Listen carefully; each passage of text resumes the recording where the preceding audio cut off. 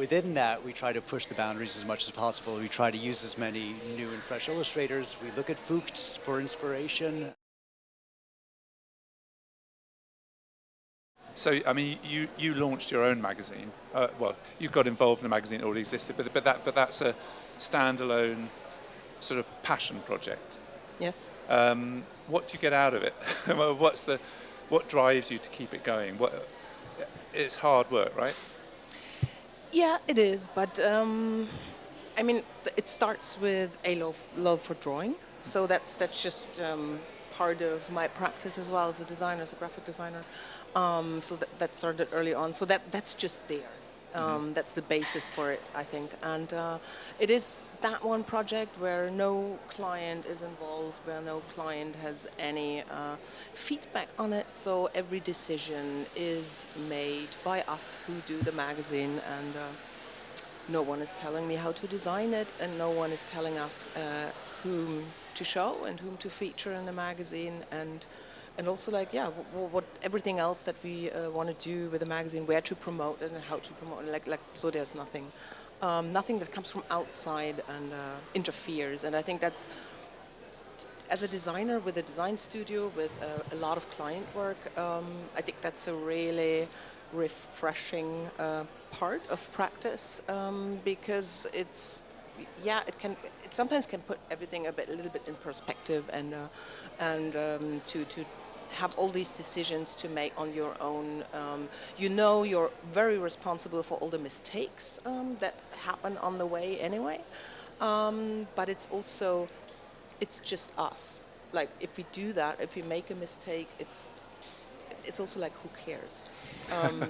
So I think that is the biggest drive behind that. And then another part for how to do it and how we do it and why in that way is that we publish it only one time a year. It's just an annual magazine, so it's the opposite of the New Yorker's pace. I'm so jealous.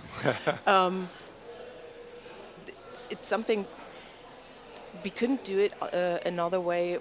First of all, because of a lot of other projects, but in the same time, to do a very niche-y magazine that's really directed towards a kind of specific audience that are interested in drawing, that might be artists, designers, design students, art students, and the other people that are interested in drawing, who are actually quite a lot. But it's very directed.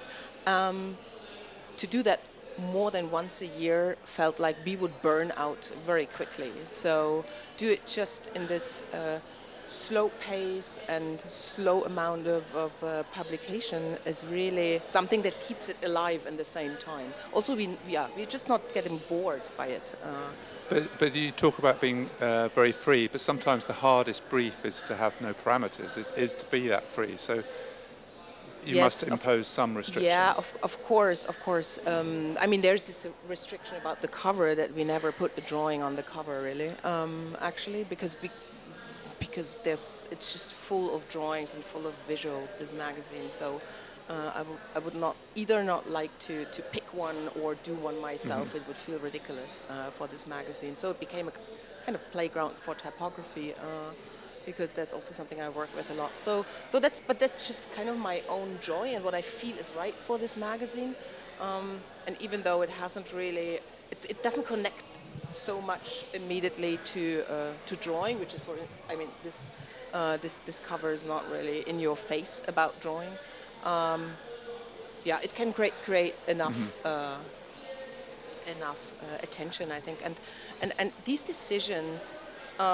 You make them, and as a designer, and then you do them, and then they work or they don't work. And I think that's different than getting this free brief from a client, because a free brief from a client, they are always expecting something, and here it's only me who expects something. So it's like I'm also on the other side of the table, and I think that's also a liberating way of working with responsibility, but in the same time.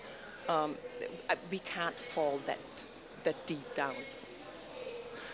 Whereas on the New Yorker, Nicholas, you've got everything. You're surrounded by parameters, but the necessity of a weekly is that it's very strictly formatted.